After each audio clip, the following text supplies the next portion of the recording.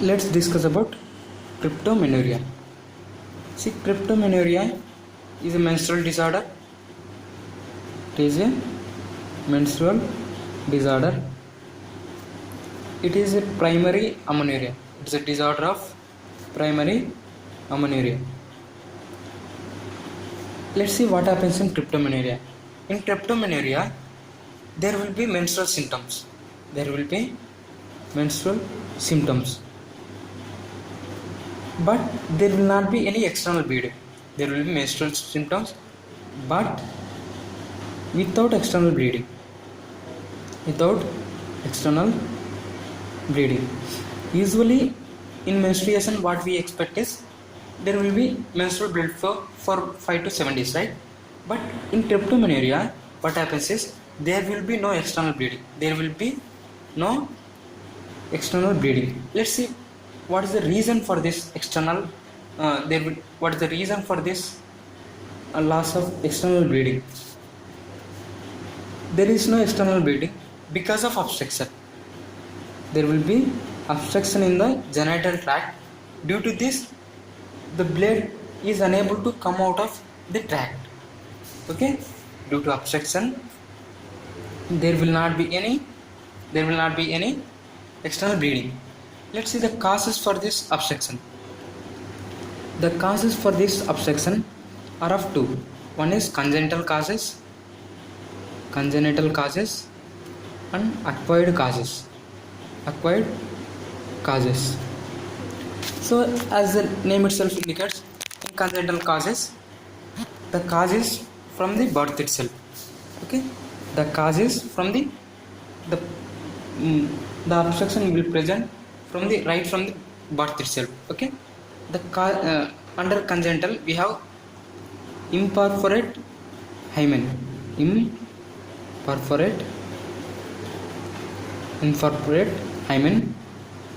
Second one is transverse vaginal septum. See, in these conditions, when there is imperforate hymen, in the sense the hymen will block the tract. Okay, usually hymen should present like this, right? Hymen has some passes to go through. Okay, blood usually goes through the hymen, but here what this hymen do is, this hymen blocks the passes, will block the passes. Due to this blocking, blood will accumulate in the tract. Similarly, in transverse vaginal septum also, in the vagina there will be septum. In the vagina, a septum will obstruct the passage. So similar, like in imperforate hymen, in this condition also, this blood will accumulate in the cavities, that means in the tract. In acquired causes, we have cervical stenosis. The cause of this cervical stenosis is due to amputation of cervix. Due to amputation or due to cauterization or due to conization in the sense taking a cone shape biopsy from cervix.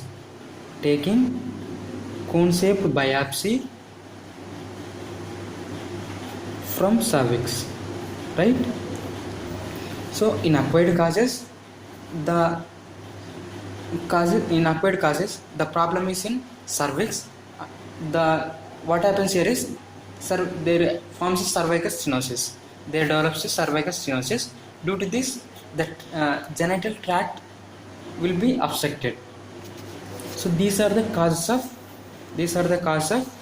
obstruction. So what happens after obstruction? What happens if there is obstruction?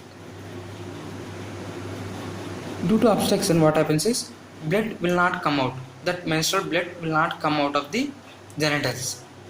Due to this, okay, first one is obstruction. Due to obstruction, blood will not come out. So what happens, blood will accumulate where blood will accumulate in vagina,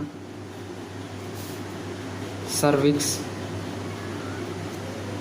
uterus and fallopian tubes. Fallopian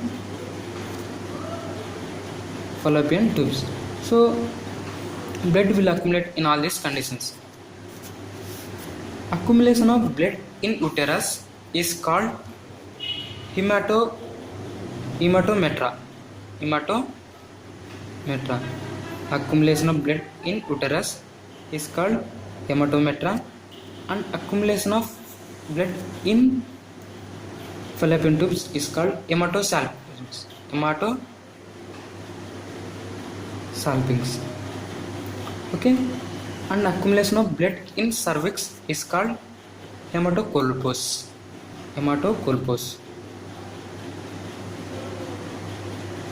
Okay, so due to obstruction there is accumulation of blood in vagina, cervix, uterus and fallopian tubes. Due to accumulation of this blood in these spaces, this causes cyclical abdominal pain.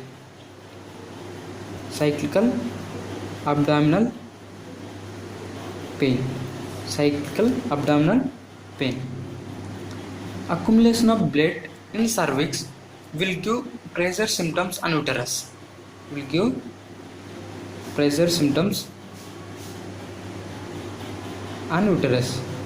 On bladder.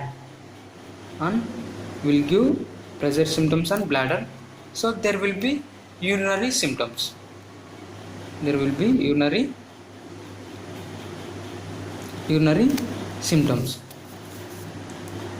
So let's see the symptoms of this.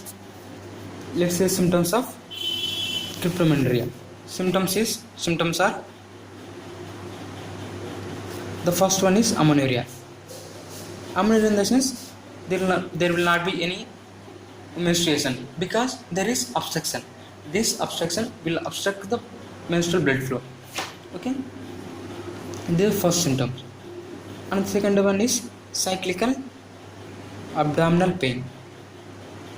As I already told you, the cause of abdominal pain is accumulation of blood in vagina, cervix, uterus and fallopian tubes, right? So this accumulated blood will cause cyclical abdominal pain.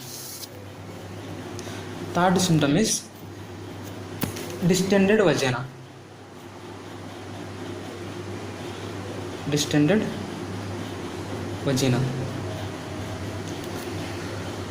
And there will be partly overfilled bladder.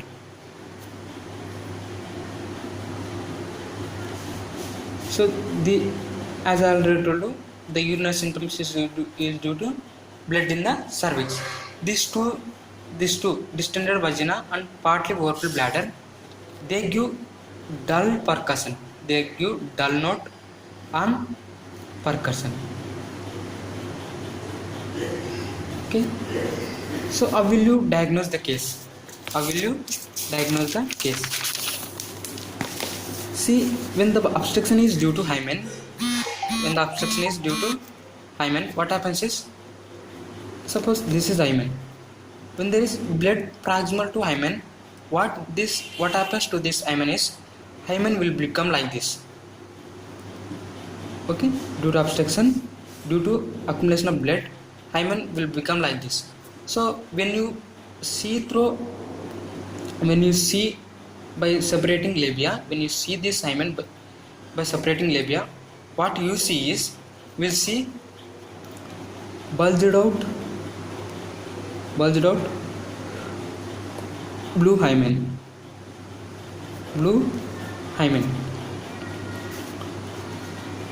On rectal examination, there will be uterus will be present. Okay, this is about symptoms. Then move into management. So when the cause is hymen, what you do is, we'll give you cruciate insection here. cruciate insertion to hymen. Cruciate insertion